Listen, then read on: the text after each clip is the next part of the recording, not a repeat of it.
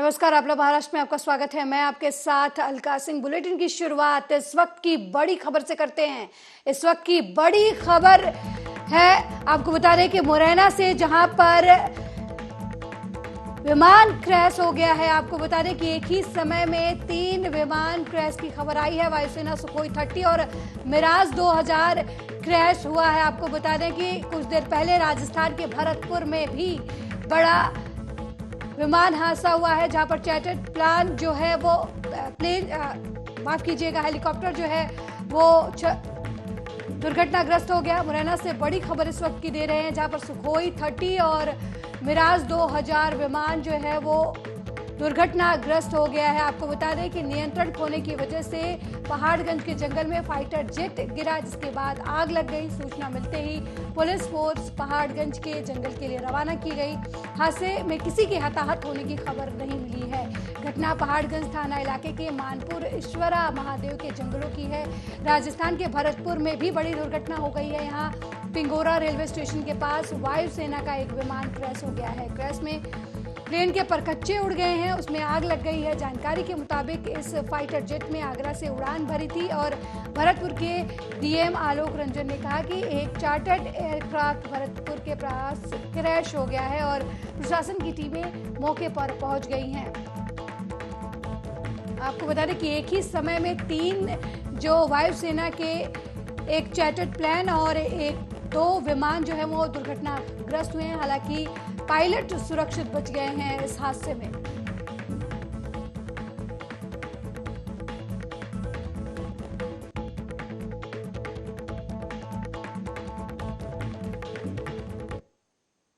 वहीं शिवसेना नेता और राज्यसभा सांसद संजय राउत ने प्रकाश अंबेडकर के आरोपों पर जवाब देते हुए कहा कि हम प्रकाश अंबेडकर के बयान से सहमत नहीं है। दरअसल वंचित बहुजन अघाड़ी के अध्यक्ष प्रकाश अंबेडकर ने कहा था कि एनसीपी सुप्रीमो शरद पवार आज भी बीजेपी के साथ हैं।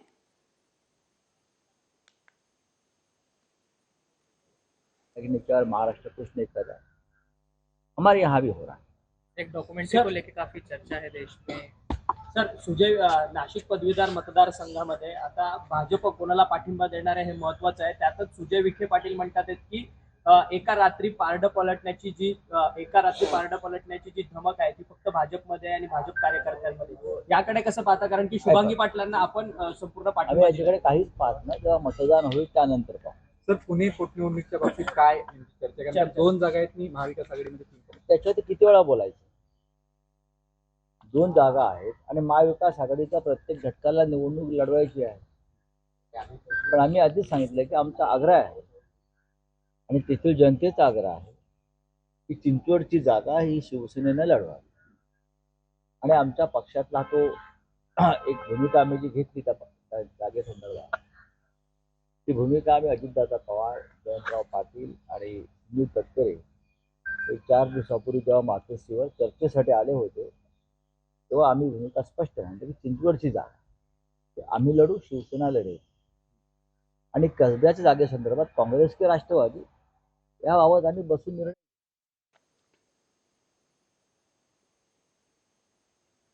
एक सर्वे के मुताबिक महाराष्ट्र के लोकसभा चुनाव को लेकर पेश किए गए तथ्यों को लेकर राष्ट्रवादी कांग्रेस पार्टी के प्रवक्ता महेश तापसे ने प्रतिक्रिया देते हुए बीजेपी को आड़े हाथों लिया। दरअसल सर्वे के अनुसार कहा गया था कि अगर आज चुनाव कराया जाए तो महाराष्ट्र की 48 लोकसभा सीटों में 34 लोकसभा सीट पर महाविकास आघाड़ी को जीत हासिल होगी।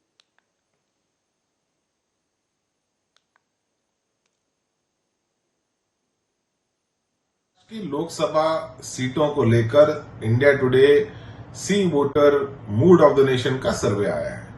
यहां पे सर्वे के माध्यम से ये बताया गया कि महाराष्ट्र में अगर आज लोकसभा के चुनाव हुए तो 34 सीटें महाविकास आघाड़ी को मिलेंगी। मुझे लगता है शायद आने वाले समय में ये सीटों का आंकड़ा बढ़ सकता है अगर सुप्रीम कोर्ट का निर्णय शिंदे सरकार के खिलाफ गया और शिंदे सरकार बर्खास्त या बरतरफ हो जाएगी तो निश्चित रूप से लोकसभा में महाविकास आघाड़ी की सीटें बढ़ेंगी।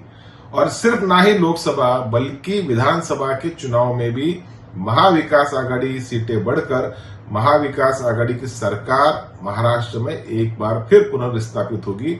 ऐसा अनुमान महाराष्ट्र के जनता आज लगा रही है। महाराष्ट्र की लोकसभा सीटों को लेकर India Today C voter mood of the nation का सर्वे आया है। यहां पे सर्वे के माध्यम से यह बताया गया कि महाराष्ट्र में अगर आज लोकसभा के चुनाव हुए तो 34 सीटें महाविकास आघाड़ी को मिलेंगी। मुझे लगता है शायद आने वाले समय में वहीं मुंबई के मलाड में स्थित टीपू सुल्तान मैदान के नाम से टीपू सुल्तान का नाम हटा दिया गया है। महाविकास आघाड़ी सरकार ने मलाड के मैदान का नाम टीपू सुल्तान रखा था, जिसको लेकर तमाम हिंदू संगठनों और बीजेपी के नेताओं ने इसका विरोध किया, जिसके बाद राज्य सरकार ने जिला अधिकारियों को निर्देश देकर टीपू सुल्तान का नाम हटा दिया।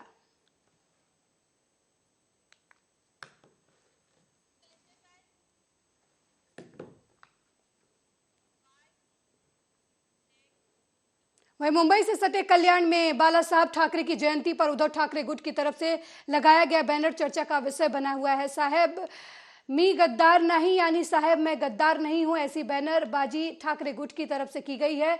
इस विवादित बैनर पर कार्रवाई करते हुए बाजार पेट पुलिस और केडीएमसी के प्रभाग क्षेत्र अधिकारी ने बैनर को हटा दिया है। ये बैनर लगाने के लिए अनुमति ली गई थी या नहीं, इसकी जांच होगी।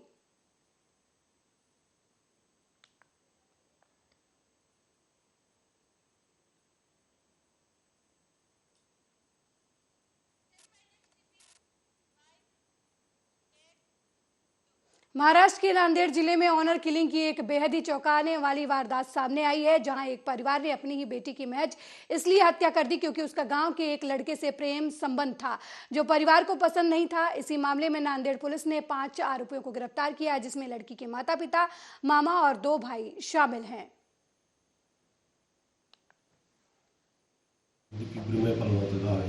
या गावामध्ये एक मुलीला तिच्या घरच्यांनीच मारलं किंवा काहीतरी बरं वाईट झालं एक अशी एक चर्चा गावामध्ये होती। त्याची आपल्या बातमीदारांनी आपल्याला माहिती दिली आणि ती माहिती दिल्यानंतर आपण ज्यावेळेस त्याची शहानिशा केली, खात्री केली, तर त्यामध्ये असं दिसून आलं की एक शुभांगी जोंदर नावाची मुलगी, तिचं एका मुलासोबत प्रेमसंबंध होते आणि दुसरीकडे लग्न जुळलं होतं। त्या कारणामुळं घरच्यांना राग आला, ती सोरी मुरली होती आणि त्यामुळे त्यांनी गळावून खून केला आणि खून केल्यानंतर तिचं प्रेत जाळून टाकलेलं आहे। आता ही जी माहिती मिळाली ती प्राथमिक स्वरूपाची, आता याचा तपास पूर्ण चालू आहे आणि त्यानंतर अजून याच्यामध्ये अजूनही काही तथ्य बाहेर येतील। पोलीस स्टेशन लिंगाव पिंपरीमय पालगावचं गाव आहे। या गावामध्ये एक मुलीला तिच्या घरच्यांनीच मारलं किंवा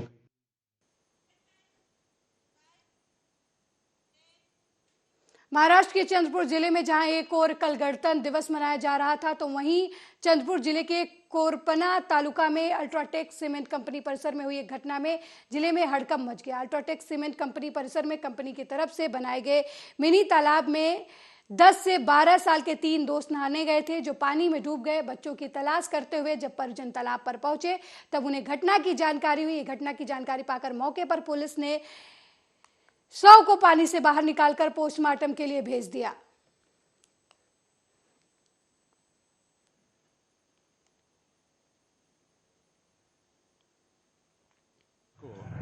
9-9:30 बजे हमको खबर मिली कि 3 लड़के अल्ट्राटेक आवालपुर कंपनी के कॉलोनी के रहने वाले 10 साल की उम्र के, वो वहाँ पे जीव टाइप का पॉन्ड है, वहाँ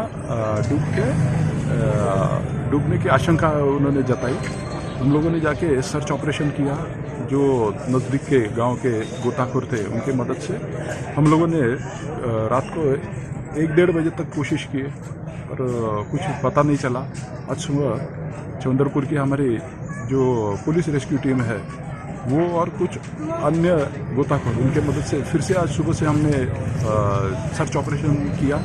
उसमें 3 10 साल की उम्र के बच्चों की डेड बॉडी मिल गई है, उनका पोस्टमार्टम के लिए।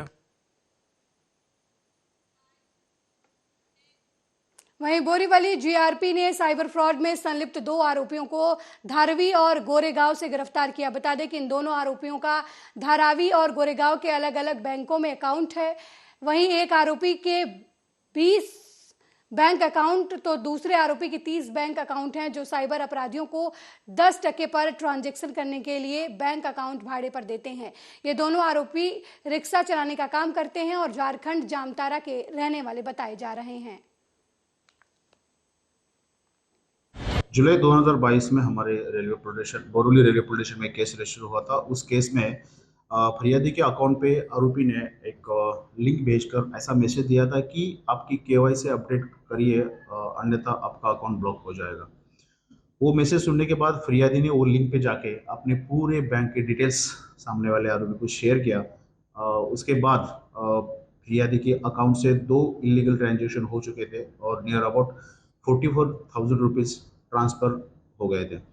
फिरियादी के साथ चीटिंग होने के बाद फिरियादी पुलिस स्टेशन में आने के बाद पुलिस स्टेशन में FIR रजिस्टर हुआ और वो केस में हमारे पुलिस स्टेशन में Indian penal code 420 and IT act के तहत गुना रजिस्टर हुआ था। उस केस के इन्वेस्टिगेशन के दौरान हमारी टीम ने 2 आरोपी को इस केस में अरेस्ट किया है। एक आरोपी का नाम है शोभा मंडल और दूसरा आरोपी है संतोष मंडल। दोनों भी आरोपी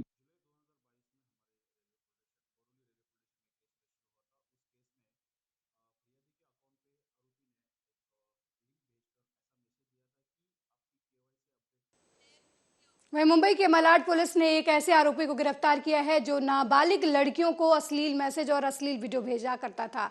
यह आरोपी एक ऐप के माध्यम से लड़कियों का नंबर निकालता था, उन पर अश्लील मैसेज भेजा करता था। अगर लड़की नंबर ब्लॉक कर देती थी तो आरोपी दूसरे नंबर से वीडियो मैसेज किया करता था।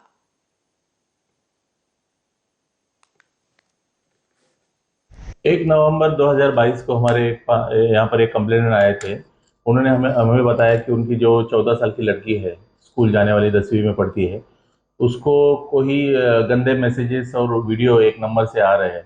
तो हमने तुरंत उनका केस दर्ज किया और हमने तहकीकात की तो हमें पता चला कि वो जिस नंबर से आ रहे थे वो सब फ़ोन वगैरह बंद हुए थे। उसके बाद हमारे जो साइबर DO है धीरज वाइकोस और उनकी टीम ने उनका टेक्निकल एनालिसिस किया और अभी 3 महीने के बाद हमें उसका पता चलने के बाद उसको हमने एक हमारे गुने में अरेस्ट किया है। तो उसके मोबाइल्स वगैरह जो उनके हाथ में थे वो सब सर्च करने के बाद पता चला है कि उसने बहुत सारे मैसेजेस ऐसे किए हैं। सर, आरोपी का बैकग्राउंड क्या है? क्या अभी किसी और पुलिस स्टेशन में इस तरह के ऊपर मामले दर्ज हैं? आरोपी कुछ काम धंधा नहीं करता है, मलाड ईस्ट में रहने वाला है। तो अभी और उसने क्या क्या किया है उसकी तहकीकात चालू है। आप करने का मोडस क्या रहता था कि वो अश्लील मैसेज लोगों को क्या करता, अननोन नंबर पे होगी? वो 1 नवंबर 2022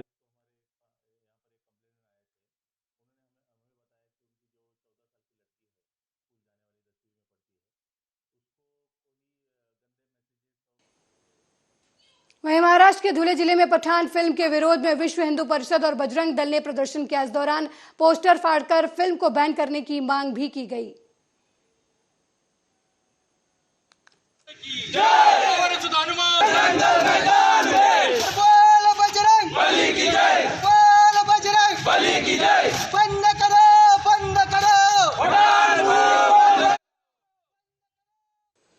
वहीं मुंबई ATS ने उल्लासनगर में 4 बांग्लादेशी नागरिकों को गिरफ्तार किया। जानकारी के मुताबिक मुंबई से सटे उल्लासनगर के कृष्णनगर में कुछ बांग्लादेशी नागरिक अवैध रूप से छुपे होने की जानकारी मुंबई ATS को मिली थी। जानकारी के आधार पर ATS की टीम ने स्थानीय विट्ठलवाड़ी पुलिस की मदद से छापा मारते हुए 4 बांग्लादेशी लोगों को गिरफ्तार कर उन पर केस दर्ज किया। पुलिस को संदेह है कि गिरफ्तार लोगों के कुछ अन्य साथी भी हैं जिनकी तलाश की जा रही है।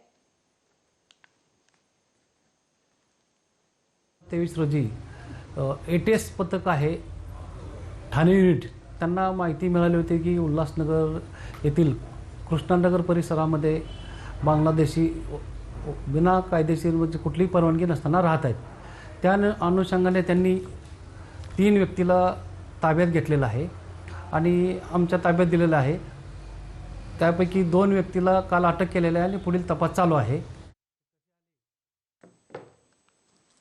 वहीं MNS नेता अमीय खोपकर ने मल्टीप्लेक्स ऑनर्स को चेतावनी दी है। उन्होंने कहा कि अगर मराठी फिल्मों को थिएटर में जगह नहीं मिली तो वो थिएटर्स के कांच तोड़ देंगे और तोड़फोड़ की जिम्मेदारी उनकी नहीं होगी। दरअसल शाहरुख खान की फिल्म पठान बड़े धूमधाम से रिलीज हो गई है, तो वहीं MNS नेता ने भी कह दिया कि अगर फिल्म पठान के साथ बाबू और पिकोलो 2 मराठी फिल्मों को अगर थिएटर्स में जगह नहीं मिली तो MNS अपनी स्टाइल से निपटेगा।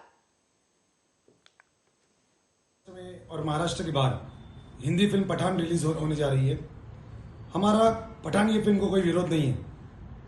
शाहरुख खान की कमबैक होने वाली ये फिल्म है, वो भी फिल्म चलनी चाहिए, पर इसका अर्थ ऐसे नहीं होता कि आप मल्टीप्लेक्स के लोग अपने थिएटर में मराठी फिल्म नहीं लगाएंगे। पूरे महाराष्ट्र में सारे जगह पे पठान लगा रहे हैं और किसी भी मराठी फिल्म जो कि 4 हफ्ते पहले वेडी मराठी फिल्म बहुत जोर से चली बॉक्स ऑफिस पे, उसके बाद वावी ने बहुत अच्छा बॉक्स ऑफिस कलेक्शन किया। अभी आज और कल बाम्बू और पिकोलो ये फिल्में रिलीज होने जा रही है। इन फिल्मों को थिएटर तो छोड़िए, इनके बुकिंग काउंटर, टिकट काउंटर भी इनके लिए ओपन नहीं किए जा रहे। हम इस मल्टीप्लेक्स के लोगों का विरोध करते हैं और इसके खिलाफ महाराष्ट्र नवनिर्माण सेना आंदोलन करेगी और महाराष्ट्र में पहली प्रायोरिटी मराठी सिनेमा को होगी, उसके बाद बाकी के भाषाओं की सिनेमा। अगर मराठी फिल्में रिलीज नहीं हुई तो महाराष्ट्र नवनिर्माण चित्रपट कर्मचारी सेना इसके विरोध में तीव्र आंदोलन करेगी। धन्यवाद। आज पूरे महाराष्ट्र में और हिंदी फिल्म पठान रिलीज होने जा रही है। महाराष्ट्र में एक बार फिर मौसम अचानक बदल गया। कई इलाकों में ठंड फिर से बढ़ गई। ये 29 जनवरी से और ज्यादा बढ़ने का अनुमान है। दूसरी तरफ मौसम के जानकारों ने पश्चिमी विदर्भ के कई इलाकों में बारिश का अनुमान जताया है। सर्दी पर देखिए हमारी ये रिपोर्ट।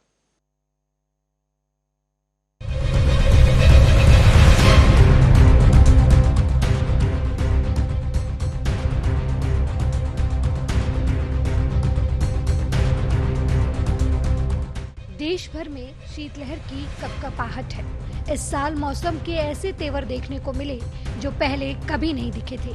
हालांकि हालात अब कुछ यूं हैं कि सुबह और शाम को गलन भरी सर्द से आम जनजीवन प्रभावित हुआ है। सर्दी इस कदर बढ़ रही है कि कहीं लोग अलाव का सहारा लेते हुए दिखाई देते हैं तो कहीं हीटर से काम चला रहे हैं। वैसे सर्दी साल का ऐसा समय है जब बीमारियां आम होती हैं। कहीं कोहरे की वजह से दुर्घटनाएं भी चरम पर हैं। यूं तो दिल्ली समेत देश के कई हिस्सों में सर्दी का कहर लगातार जारी है। सर्द हवाओं और घने कोहरों ने लोगों का जीवन काफी प्रभावित किया है, पर हालात देश के बाकी हिस्सों के भी परेशान करने वाले ही हैं। और इसी बीच दिल्ली NCR और आसपास के इलाकों में शीतलहर के बीच नन्हे बच्चे स्कूल जाने पर मजबूर हैं और कह रहे हैं कि चलो स्कूल चले हम। आज कोहरा बहुत है क्या? बहुत ज्यादा। क्या तो कैसे, मतलब क्या आने जाने में क्या समस्या देख रही है? बहुत ज्यादा कोहरा, उसकी वजह से आगे कुछ दिखाई नहीं दे रहा है। तो कोचिंग आई हो क्या? हाँ कोचिंग है। सर्दी का कहर, ठंड से निजात पाने के लिए आतुर जनता और परेशान बच्चे। सुबह एक तरफ जहां रोजमर्रा कमाने वाले इस भीषण सर्दी के प्रकोप को झेल रहे हैं तो वहीं दूसरी तरफ स्कूल जाने वाले बच्चे भी परेशानियों का सामना कर रहे हैं। हालांकि कुदरत के कहर से पशु पक्षी भी अछूते नहीं हैं। ऐसी ही एक तस्वीर सामने आई है जिसमें देखा गया है कि आग जल रही है और आग के पास एक कुत्ता और एक बिल्ली बैठे हुए हैं। दोनों ही आग के सहारे इस बढ़ती ठंड में बचाव करते नजर आ रहे हैं। हालांकि ये दोनों वो पशु हैं जो कभी साथ नहीं रह सकते, लेकिन वो कहते हैं ना, जब हालात सही ना हो तो समझौता करने में ही समझदारी होती है। ऐसा ही कुछ यहाँ भी नजर आया जहाँ कई पशु और गोवंश सर्दी से परेशान हैं।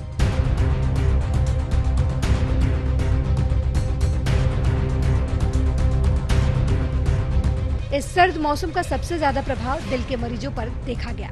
बता दें, बीते कुछ समय से बढ़ती ठंड की वजह से लगातार हार्ट अटैक से हो रही मौतों की खबरें भी सामने आई। ऐसे में दिल की बीमारी जैसी गंभीर समस्याओं से जूझ रहे लोगों को ठंड के इस मौसम में अपना खासा ध्यान रखने की जरूरत है। दुनिया भर के अध्ययनों की बात करें तो ये बात खुलकर सामने आई है कि सर्दियों के मौसम में दिल का दौरा पड़ने का खतरा गर्मियों के मौसम की तुलना में 2 गुना अधिक होता है। अब आप ये सोच रहे होंगे कि आखिर सर्दियों में ही क्यों, गर्मियों में क्यों नहीं? तो वो इसलिए कि सर्दियों के मौसम में हमारे दिल को ब्लड पंप करने के लिए 2 गुनी मेहनत करनी पड़ती है। कम तापमान की वजह से रक्त वाहिकाएं अस्थायी रूप से सक्रिय हो जाती हैं। इससे रक्तचाप बढ़ जाता है, क्योंकि संकुचित नसों और धमनियों के जरिए ब्लड फ्लो को अधिक दबाव की आवश्यकता होती है। ऐसे में ब्लड फ्लो में काफी परेशानी आती है और हृदय की मांसपेशियों को पर्याप्त ऑक्सीजन भी नहीं मिल पाता। इस वजह से सर्दियों में खून के थक्के बनने लगते हैं, जिससे दिल के दौरे की संभावना बढ़ जाती है। बता दें, ठंड में हर साल हार्ट अटैक के मामलों में वृद्धि होती है। डॉक्टरों का कहना है कि ठंड में अचानक ब्लड प्रेशर बढ़ने से नसों में ब्लड क्लॉटिंग यानी खून का थक्का जमने लगता है। इस वजह से हार्ट अटैक और ब्रेन अटैक बढ़ता है। हालांकि सर्दियों के दौरान आमतौर पर हर किसी की फिजिकल एक्टिविटी कम हो जाती है, जो कि बेहद गलत है। खासकर दिल के मरीजों को सर्दियों में जरूर एक्टिव रहना चाहिए। ऐसे बुजुर्ग जो पहले से दिल की बीमारी से जूझ रहे हैं, उन्हें इस मौसम में खास तौर पर अपने हेल्थ का ध्यान रखना चाहिए। उन्हें अपने कोलेस्ट्रॉल और ब्लड प्रेशर पर नजर रखनी चाहिए। साथ ही तनाव मुक्त जीवन जीना चाहिए। इसके अलावा घर पर रहकर थोड़ी बहुत फिजिकल एक्टिविटी भी करनी चाहिए।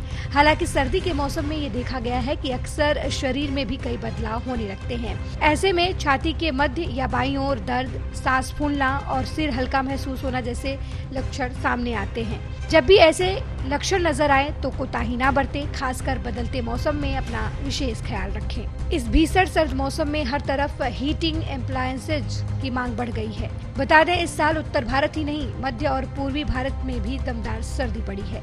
देश के कुछ हिस्सों में समय से पहले ही हाड़ कपा देने वाली सर्दी पड़ने लगी, तो वहीं इससे हीटिंग एप्लायंसेज की मार्केट में खासा मुनाफा हुआ।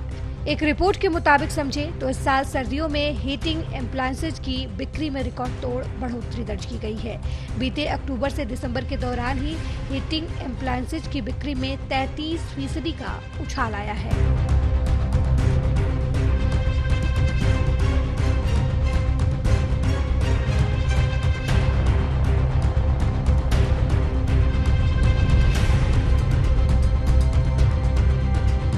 सर्दी में मैदानी इलाकों में क्या हाल है, ये सबने देखा। पर क्या आपको पता है कि देश की सुरक्षा में डटे जवान किस तरीके से सर्दी का सामना कर रहे हैं? आम जनता जहां 4-5 दिन की ठंड में त्रस्त है और घर में बैठकर अलाव ताप कर अपनी सर्दी दूर भगा रही है, वहीं देश के जवान सीमा पर आपकी हमारी सुरक्षा के लिए डटे हैं, जो कड़ाके की ठंड में भी सीमा से नहीं हटे।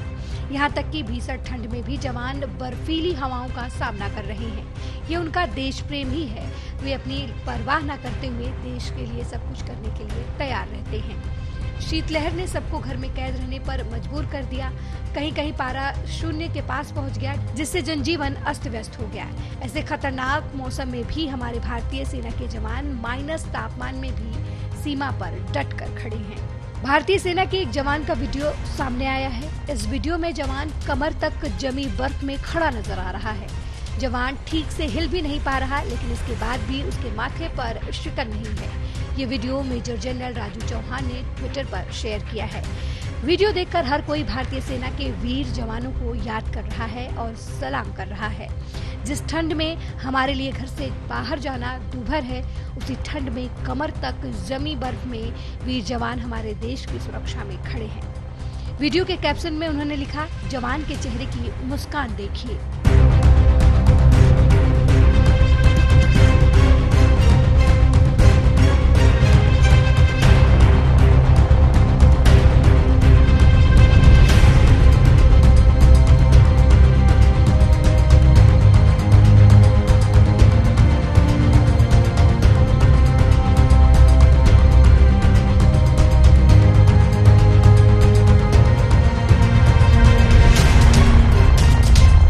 ये तो रही एक वीडियो की बात। एक और वीडियो अभी कुछ दिनों पहले सोशल मीडिया पर सीआरपीएफ के जवानों का वायरल हुआ था, जिसमें सीआरपीएफ के जवान वॉलीबॉल खेलते हुए दिखाई दे रहे हैं। ये वीडियो दक्षिण कश्मीर के शोपियां जिले का बताया जा रहा है। वायरल इस वीडियो में देखा जा सकता है कि सीआरपीएफ के जवान भारी बर्फबारी और बर्फ के बीच वॉलीबॉल खेल का आनंद ले रहे हैं। वीडियो में ये भी देखा गया कि मैदान में बर्फ जमी हुई है और इस पर जवान कूदते हुए वॉलीबॉल के गेंद को फेंक रहे हैं। ऐसे कई वीडियोज और तस्वीरें हर रोज सामने आती हैं, जिसे देखकर हर कोई देश के जवानों की तारीफ करने से खुद को रोक नहीं पाता।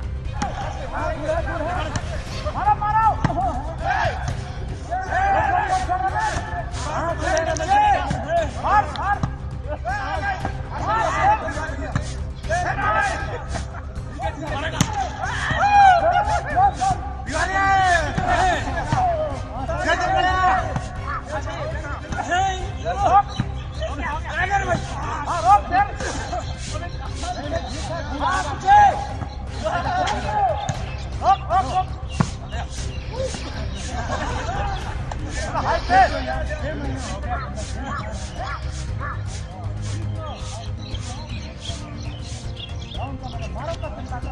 पर मौसम वैज्ञानिकों की माने तो साल 2022 में दिसंबर का महीना सर्दी के लिहाज से बीते 10 सालों में सबसे कमजोर रहा। इस माह के आखिरी दिनों में उम्मीद थी कि रात का तापमान 10 डिग्री से नीचे जा सकता है, लेकिन कमजोर सिस्टम के कारण ऐसा नहीं हुआ। इस माह के आखिरी दिन 31 दिसंबर को भी रात का पारा सामान्य से 2 डिग्री ज्यादा रहा। मौसम वैज्ञानिकों ने 5 जनवरी के बाद तापमान में गिरावट के आसार बताए। हालांकि उत्तर और उत्तर पश्चिमी भारत में कड़ाके की ठंड का प्रकोप अभी भी जारी है और कई हिस्सों में न्यूनतम तापमान 1 से 3 डिग्री सेल्सियस के बीच दर्ज किया गया। हिमालय से आने वाली सर्द उत्तर पश्चिमी हवाओं के चलते मैदानी इलाकों में अगले कुछ दिनों में और ज्यादा ठंड पड़ने की संभावना है। विभाग ने यूपी के 43 जिलों में शीतलहर और घने कोहरे के लिए येलो अलर्ट जारी किया है। वहीं दिल्ली में सर्दी ने 23 साल का रिकॉर्ड तोड़ दिया है। कोहरे की वजह से वाहनों की आवाजाही पर भी असर पड़ रहा है। साथ ही पिछले दिनों हुई जबरदस्त बर्फबारी से समूचा उत्तर भारत कड़ाके की ठंड की चपेट में है। वहां से मैदानी क्षेत्रों की तरफ आ रही बर्फीली हवाओं ने पूरे मध्य प्रदेश में ठिठुरन और बढ़ा दी है। इसी क्रम में मध्य प्रदेश में हाल ही में मध्य प्रदेश में सबसे कम 2.2 डिग्री सेल्सियस तापमान दतिया में दर्ज किया गया। News desk, Arya news.